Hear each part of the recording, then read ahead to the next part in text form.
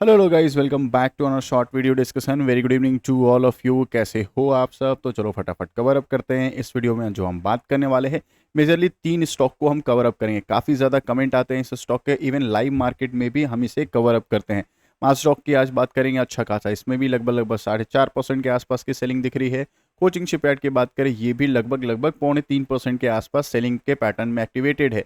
Then हम बात करें जीआरएसी, यस 3.82, लगभग ये भी 4.25% के आसपास सेलिंग में ये दिख रहा है। इसके पीछे का रीज़न क्या है, क्योंकि ये कब कहाँ तक ये सेलिंग आ सकता है, कौन से लेवल पर सपोर्ट बन सकता है, क्या ये स्टॉक जो है 1000 रुपये के आसपास भी दिख सकता है। बहुत सारे इफ एंड बट चल रहे होंगे आपके माइंडसेट में, क्योंकि अभी का जो मार्केट है वो थोड़ा नेगेटिव आपको दिखते हुए दिख रहा होगा। ठीक है। Second and the most important बात करें, अगर किसी ने टॉप लेवल पर अगर इसे खरीद के रखा है, वो क्या प्लान ऑफ एक्शन करे। क्या वो लॉस बुक कर ले, या फिर लॉस बुक करने के बाद फिर कहीं लोअर लेवल पे उसको बाई कर सके, वो भी अगर किसी के माइंडसेट में, इस वीडियो में आप देख सकते हो। काफ़ी सारे सपोर्ट लेवल, रजिस्टेंस और कौन कौन से ऐसे लेवल हैं जहां पे आप एवरेज कर सकते हैं, सारी चीज़ों का हम इस वीडियो में बात करेंगे। लास्ट तक देख लेना, क्योंकि आप लोगों का मेजरली जो कमेंट रहता है वो लेवल्स के रिगार्डिंग ही रहता है कि क्या करें, कौन से लेवल्स पे बाइंग करें, या फिर क्या हम इसमें एग्जिट करें। लास्ट तक आप लोग देख लीजिएगा, सारे आपके पॉइंट ऑफ व्यू क्लियर होते हुए नजर आ जाएंगे। ठीक है। सेकेंड द मोस्ट इंपॉर्टेंट, अगर आपके पास ये स्टॉक है तो ज़रूर कमेंट बॉक्स में बताना। बहुत ज़्यादा टॉप लेवल पे खरीद के रखे हो तो भी आप कमेंट कर सकते हो। मैं नेक्स्ट प्लान ऑफ एक्शन क्या हो सकता है वो भी मैं आपको बताते हुए दिख जाऊंगा। तो जीआरएसी की बात करने वाले हैं, कोचिंग शिपयार्ड की बात करने वाले हैं, और एमडीएल के बारे में बात करने वाले। ठीक है। तो फर्स्ट टाइम आए हो इस चैनल पे तो लाइक एंड सब्सक्राइब कर देना। सब्सक्राइब कर रहे हो तो बेल आइकन को ऑल ज़रूर क्लिक कर देना, ताकि मेरे वीडियोस आप तक रीच आउट कर पाए। लाइव मार्केट में डेली करता हूं, तो इस चीज़ का ध्यान रखना। बहुत सारे लोग लाइव मार्केट में आते हैं, अलग अलग स्टॉक के रिव्यू भी चेक करते हैं। मैं वहाँ पे सारे स्टॉक का आपको लेवल्स या रिव्यू करते हुए नजर आता हूँ। चाहो तो इस चैनल को ज्वाइन कर लेना, तो फिर हर दिन आप सुबह मुझसे मॉर्निंग में 10 o'clock के बाद लाइव मार्केट में मिलते हुए दिख जाएंगे। चलो फटाफट बात कर लेते हैं। सबसे पहले आज के दिन सेलिंग का सबसे मेजर क्राइटेरिया क्या था। तो आज हमारा जो मार्केट ही है वो भी अच्छा खासा प्रॉफिट बुकिंग में है। लगभग लगभग लगभग 1.25% के आसपास, 1.25% के आसपास सेलिंग है।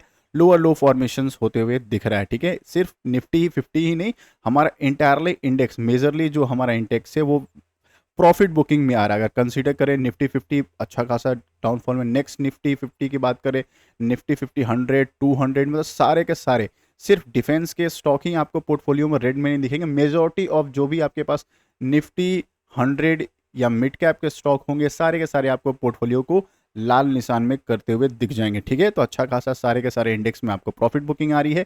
कोई भी ऐसा इंडेक्स नहीं दिख रहा है जो मुझे ग्रीन में दिख रहा है, सारे के सारे रेड कैंडल बना के फॉर्मेशन किए हुए हैं। ठीक है ना। अब हम बात कर लेते हैं इसके अलावा कि कोचिंग शिपयार्ड या जीआरएसी या एमडीएल में क्यों इतनी मेजर सेलिंग आ रही है, क्योंकि अभी हाल फिलहाल पॉजिटिव न्यूज़ भी आया। तो पहले हम लोग प्राइस एक्शन देख लेते हैं। बहुत लोगों का जो शॉर्ट टर्म का प्लान ऑफ एक्शन होता है वो यहाँ आपको कंसिडर करना, लेवल्स वगैरह देख लेना। शॉर्ट टर्म की अगर हम बात करें तो यस, अभी भी ये जो रेड इंडिकेटर दिख रहे हो वो 50 ईएमए है। ठीक है। चाहो तो अपने चार्ट में मार्क कर लेना। 50 ईएमए अभी भी इसके ऊपर सस्टेन नहीं हो रहा है।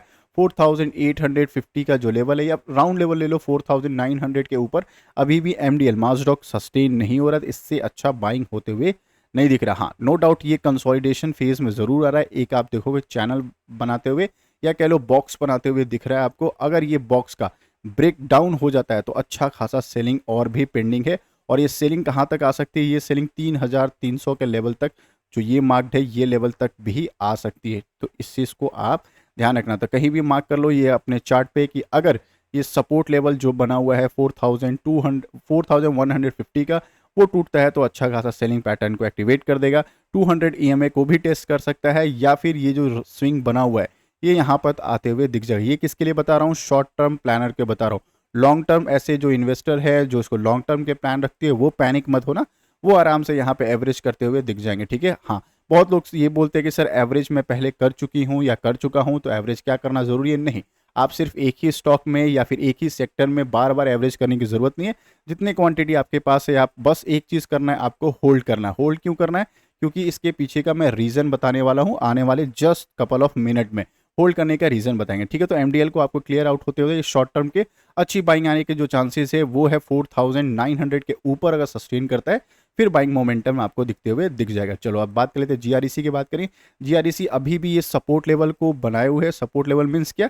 ये जो स्विंग को यहाँ पे आप देखिएगा अच्छा खासा टाइम स्पेंड किया था, तो अगर अभी भी ये अगर इसके नीचे टूटता है तो हमें कहाँ तक दिख जाएगा, ये 1450 का लेवल या फिर 1400 का लेवल के आसपास ये स्टॉक दिख सकता है, ठीक है। तो ये चीज़ शॉर्ट टर्म टाइम फ्रेम के हिसाब से मैं आपको बता रहा हूँ। Second and the most important, buying happening कम हो सकती है जब तक ये स्विंग नहीं तोड़ेगा।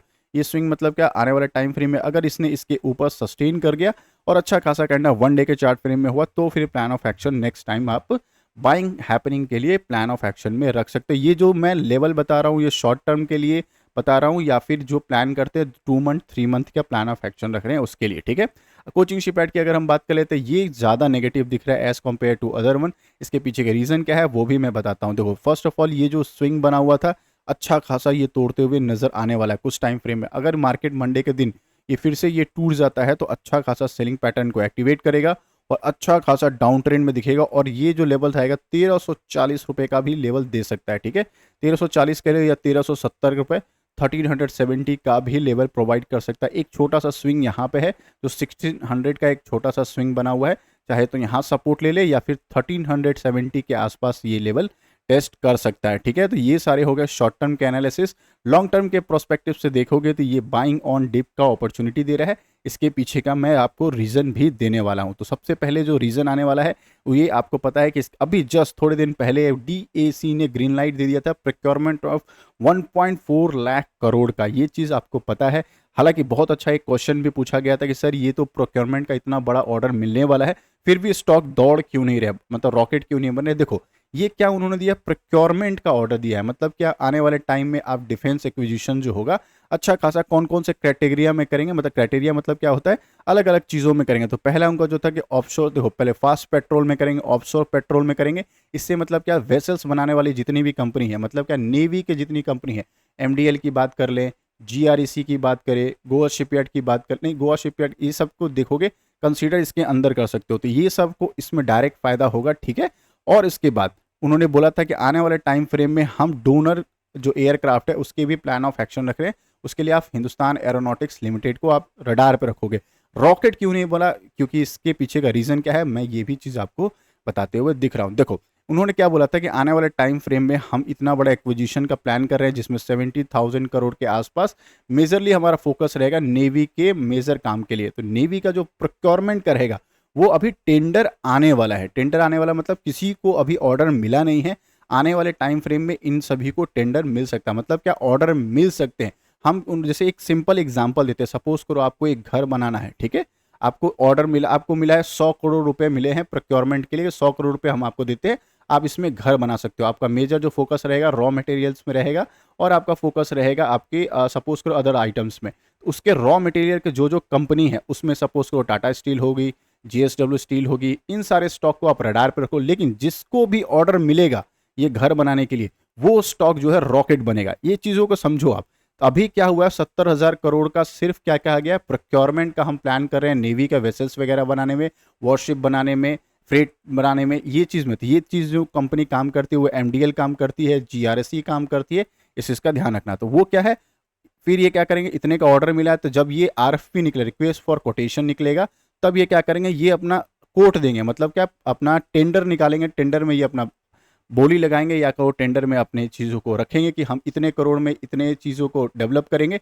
उसके बाद जिसको भी ये ऑर्डर मिलेगा, MDL को मिले, कोचिंग शिपयार्ड को मिले, GRSE को मिले, गोवा शिप को मिले, या जिसको भी मिले, वो स्टॉक कन्फर्मेशन आने के बाद वो स्टॉक रॉकेट बनेगा। ये चीज़ का ध्यान रखना। अभी बहुत लोग ये पूछ रहे हैं कि सिर्फ सर ये जो 1.4 लाख का हुआ इस पे ही हम प्लान ऑफ एक्शन करें। नहीं, इस पे आप प्लान ऑफ एक्शन नहीं कर सकते। इसके पीछे का मैंने आपको क्लियर आपको अंडरस्टैंडिंग दे चुके हैं, ठीक है। नेक्स्ट टॉपिक के बारे में बात कर लेते हैं। क्या ये आने वाले टाइम में वर्थ है इस स्टॉक में कंटिन्यू रखना? यस, इस स्टॉक में वर्थ है, क्योंकि आने वाला टाइम जो है हमको 3 मेजर चीज़ों को काउंटर करना है।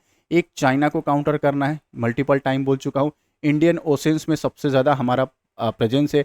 अब हम लोग प्रेजेंस बनाने पैसिफिक ओशंस में भी प्रेजेंस, इंडो का जो पैसिफिक है वहाँ पे एशियान्स में देश में भी बनाएंगे अपने प्रेजेंस। वहाँ के लिए हमें क्या चाहिए, हमारे पास सबमरीन चाहिए, वॉरशिप चाहिए, एयरक्राफ्ट चाहिए, ये सारी चीज़ों को रिक्वायरमेंट है। इस चीज़ को रिक्वायरमेंट के लिए हमें फुलफिल करने के लिए कोचिंग शिपयार्ड है, गोवा शिपयार्ड है, देन हमारे पास MDL है एंड देन GRSE है, ठीक है।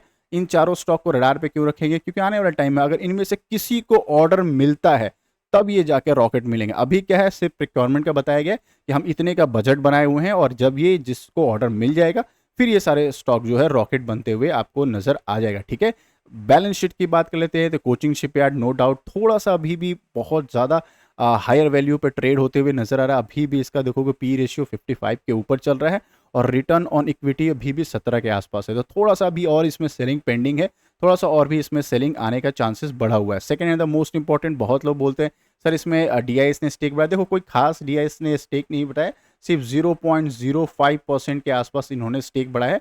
हाँ, स्टॉक बुरा नहीं है बट इसका वैल्यूएशन अभी बहुत टॉप पे चल रहा है, कहीं 1600 रुपये के आसपास, 1400 रुपये के आसपास अगर ये कोचिंग शिपयार्ड मिलेगा तब आप भी एक्यूमुलेट करते हुए नजर आ जाओगे, अगर आपने पहले नज़र मतलब इसको पहले आपने एक्यूमुलेट नहीं किया है तो। ठीक है, अभी भी थोड़ा सा इस स्टॉक को प्रॉफिट बुकिंग आना अभी बाकी है। जीआरएससी की बात कर लेते हैं। हाँ, जीआरएससी आपको थोड़ा सा ओवर वैल्यू अभी लग रहा है बट जीआरएससी को थोड़ा सा पॉजिटिव इसलिए माना जा रहा है क्योंकि आपको देखोगे वेसल्स बनाने में ये कंपनी एग्रेसिव काम करती है। अब मैं आपको जस्ट आपको ओपन करके दिखा देता हूँ।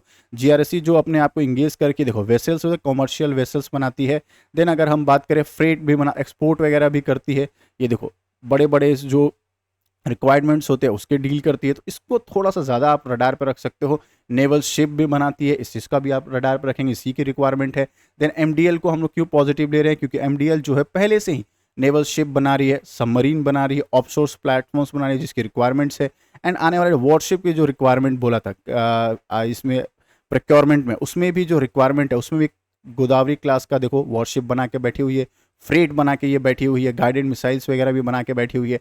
तो अलग अलग डिफरेंट टाइप के ये पहले से ही ये बना चुकी है, इनको ऑर्डर मिलने के चांसेस बढ़ जाते हैं। अब प्रॉब्लम किसको हो रहा है, जो टॉप लेवल पे कहीं खरीद के बैठा हुआ है।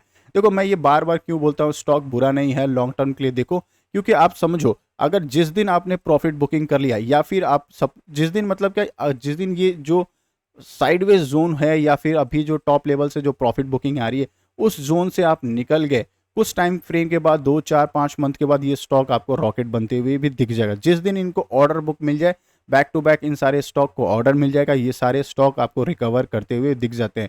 मेरे को बस एक चीज़ का डर है कहीं आपने लॉस में बेच दिया। देखो बेचना नहीं बेचना खरीदना ये आप पे है, बट एक प्रॉब्लम माइंडसेट जरूर रहता है, एक चीज़ का ध्यान रखना, जिस दिन आपने बेच दिया 2-3 दिन 4 दिन या फिर 1 वीक के अंदर ये स्टॉक रिकवर कर जाएगा। ये मेरे साथ होता है, आई डोंट नो आप लोगों के साथ होता है या नहीं, या फिर आपके साथ हुआ है या नहीं। अगर हुआ है तो कमेंट बॉक्स में ज़रूर बताना। क्यों मैं बोल रहा हूँ, क्योंकि स्टॉक में अभी भी फंडामेंटली कोई दिक्कत नहीं है, बस हाँ वैल्यूएशन इसके टॉप पे चल रहा था, वैल्यूएशन करेक्शन हो चुका है, अच्छा खासा एमडीएल करेक्शन हो चुका है, कोचिंग शिपयार्ड में थोड़ी बाकी है, थोड़ा वो भी करेक्शन हो सकता है। उसके बाद जब स्टॉक सैचुरेशन मोड पे आएगा या कंसोलिडेशन मोड पे आएगा, फिर जब ब्रेकआउट होगा तो बहुत अच्छा इसमें बाइंग होते हुए नज़र आ जाएगा। बाकी आप पे डिपेंड है, अगर आपको बहुत ज़्यादा लॉस हो रहा है आप अपना कॉल ले सकते हो, ऐसा कोई मैंडेटरी नहीं है कि मैं बोल दूं आप स्टॉक को होल्ड कर को नहीं। अगर आपको लग रहा है कि आपके पैसे की रिक्वायरमेंट है, लॉन्ग रन में आप इस सेक्टर को डिफेंस में नहीं देख रहे हो इंक्रीज होते हुए, तो आप ज़रूर अपने हिसाब से प्लान ऑफ एक्शन में रख सकते हो, स्टॉक को एग्जिट कर सकते हो, एंट्री कर सकते हो, एवरेज कर सकते हो, वो आप पे डिपेंड करेगा। ठीक है, पर स्टॉक बुरा नहीं है, इस चीज़ का आप ध्यान रखना। ठीक है, लॉन्ग रन की अगर बातचीत कर रहे हैं तो चलो, आई होप मेरे एनालिसिस अच्छे लग रहे होंगे तो लाइक एंड सब्सक्राइब कर देना। सब्सक्राइब कर रहे हो तो बेल आइकन को ऑल ज़रूर क्लिक कर देना। मिलते हैं एक और वीडियो में जहां पे और भी अच्छे अच्छे स्टॉक को डिस्कशन करेंगे। मेजरली HAL और BL को अभी नेक्स्ट वीडियो में हम डिस्कशन करने वाले हैं, ताकि आपको और भी क्लैरिटी उसमें आते हुए नजर आ जाए। चलो मिलते हैं एक और वीडियो में, तब तक के लिए बाय बाय।